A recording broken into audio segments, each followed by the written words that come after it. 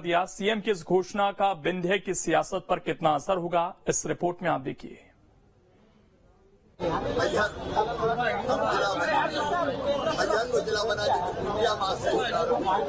जी हां, मैहर को जिला बनाने की बरसों पुरानी मांग पूरी हो गई है।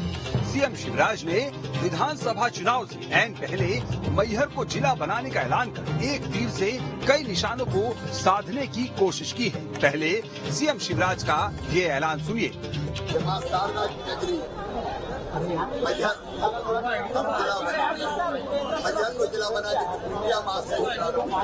जन आशीर्वाद यात्रा के विंध्य के पड़ाव में नए जिले के ऐलान के साथ ही बीजेपी ने बता दिया कि विंध्य उनके लिए कितना अहम है। दरअसल विंध्य में पिछले कुछ दिनों से बीजेपी के लिए नाराज चेहरे मुश्किलें खड़ी कर रहे थे।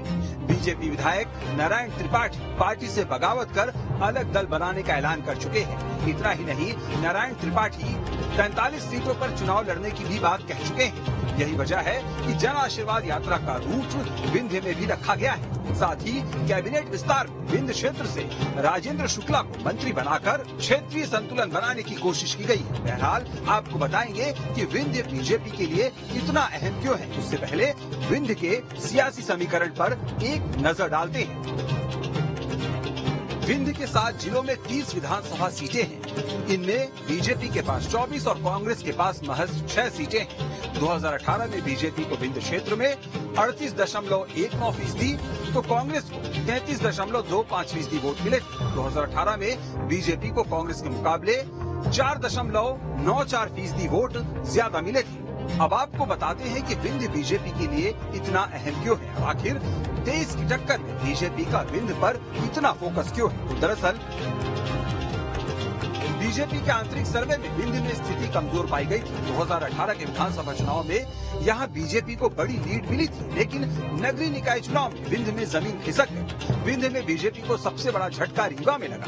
रीवा में मेयर की कुर्सी कांग्रेस के पास चली गई, जबकि सिंगरौली में मेयर की कुर्सी आम आदमी पार्टी के पास चली गई। तो मौजूदा सियासी हालातों से समझा जा सकता है कि विंध्य में बीजेपी अब की बार इतने पसीने क्यों बहा रही है। हालांकि ऐसा नहीं है कि विंध्य में कांग्रेस के लिए राहें आसान है, बल्कि पिछले 2 दशकों से विंध्य में बीजेपी कांग्रेस की राह में सबसे बड़ी बाधा बनी हुई है। यही वजह है कि कांग्रेस के लिए भी विंध्य का किला उतना ही अहम है, क्योंकि 2018 के विधानसभा चुनाव में विंध्य में कांग्रेस सिमट गई। विंध्य क्षेत्र के 7 जिलों में विधानसभा की 30 सीटें हैं, लेकिन कांग्रेस के पास इन 30 सीटों में से सिर्फ 6 सीटें ही हैं। 15 सीटें तो ऐसी हैं जहां कांग्रेस पिछले 3 चुनाव यानी 15 सालों से हार रही है। 2018 में खुद कांग्रेस के दिग्गज नेता अजय सिंह अपने गढ़ चुरहट में ही हार गए थे।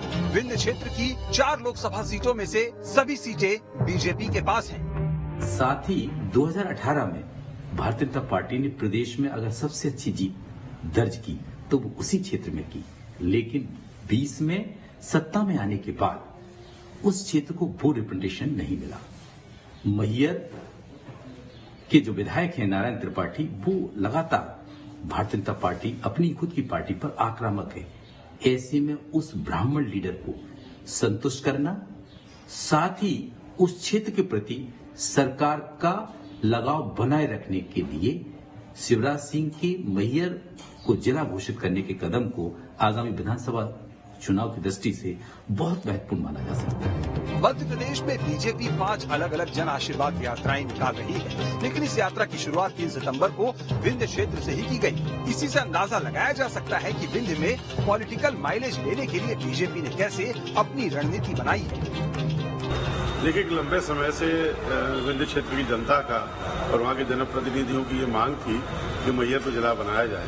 उन सबकी भावनाओं को ध्यान में रखते हुए और जो जनप्रतिनिधि लगातार वहाँ से मांग कर रहे थे, उन सबकी भावनाओं का ध्यान रखते हुए मुख्यमंत्री जी ने आज मैहर को जिला बनाने की घोषणा की है। मैं पूरे विंध्य क्षेत्र को बधाई देना चाहता हूँ आपके चैनल के माध्यम से। लेकिन मेरा मानना ऐसा है कि अगर कोई बड़ा जिला होता है तो वहाँ विकास कार्य प्रभावित होते हैं। अगर छोटे छोटे जिले बनाते हैं तो निश्चित तौर पर जो सरकारी योजनाएं हैं उनका लाभ अंतिम छोर के व्यक्ति को मिलता है। इसलिए दैनंदिन की जो समस्याएं होती हैं उन समस्याओं के लिए उनको बहुत दूरी तक नहीं जाना पड़ता है, अपने आसपास ही उनकी समस्या सुलझ जाती है। इसलिए छोटे छोटे जिले बनने से विकास कार्य रफ्तार पकड़ते हैं, रफ्तार पकड़ता है। जिस प्रकार से मध्य प्रदेश के मुख्यमंत्री हैं, जिनकी प्रतिष्ठा एक वैश्विक घोषणा मुख्यमंत्री की है, उसी के साथ साथ मुझे लगता है कि अपना नाम गिनीज बुक में भी दर्ज कराना चाहते हैं और यही कारण है कि वे अनेक घोषणाएं, आधारहीन घोषणाएं भी कर रहे हैं। जिस प्रकार से वे आगामी चुनाव से भयभीत है, कोई बड़ी बात नहीं है। आगामी समय में पूरे 230 विधानसभाओं को ही जिले में परिवर्तित कर दें, लेकिन वे एक बात स्पष्ट समझ लें कि विंध्य में एक मंत्री और एक जिला देने से वहां की जनता उनका कभी साथ नहीं देगी। जिस प्रकार से 5 वर्ष विंध्य की अनदेखी की उन्होंने, उसका जवाब विंध्य की जनता देगी और निश्चित रूप से आप देख लेंगे कि आगामी चुनाव में कांग्रेस के पक्ष में विंध्य से एक तरफा कांग्रेसी विधायक जीत रहे। बहरहाल नैहर को नया जिला बनाने की बात करें तो मध्य प्रदेश में पिछले 2 दशकों में कई नए जिले बने हैं। वहीं अभी भी नए जिले की राजनीति थमने का नाम नहीं ले रही। मध्य प्रदेश में कई ऐसे इलाके हैं जहां के लोग अपने क्षेत्र को जिला बनाने की मांग लगातार उठा रहे हैं। अब नए जिले की राजनीति कहां थमेगी ये कहा नहीं जा सकता, लेकिन नैहर को जिला बनाने का लाभ जनता को और बीजेपी को कितना मिलता है ये जानने के लिए अभी और इंतजार करना होगा। मध्य प्रदेश में विधानसभा चुनाव जैसे जैसे नजदीक आता जा रहा है, मुख्यमंत्री शिवराज सिंह चौहान की घोषणाएं लगातार बढ़ती जा रही हैं। अब उन्होंने मैहर को जिला बनाने का ऐलान कर दिया है। कहीं न कहीं सरकार को ये लग रहा है चुनाव से पहले जनता को एक से एक बड़ी सौगातें दे दी जाएं तो पार्टी को और मजबूती मिलेगी और भाजपा एक बार फिर से सरकार बनाने की स्थिति में पहुंच जाएगी। लेकिन कांग्रेस ने इस पर भी निशाना साधा है और ये कहा है कि घोषणाओं से सरकार नहीं बनने वाली, क्योंकि जनता सब समझती है।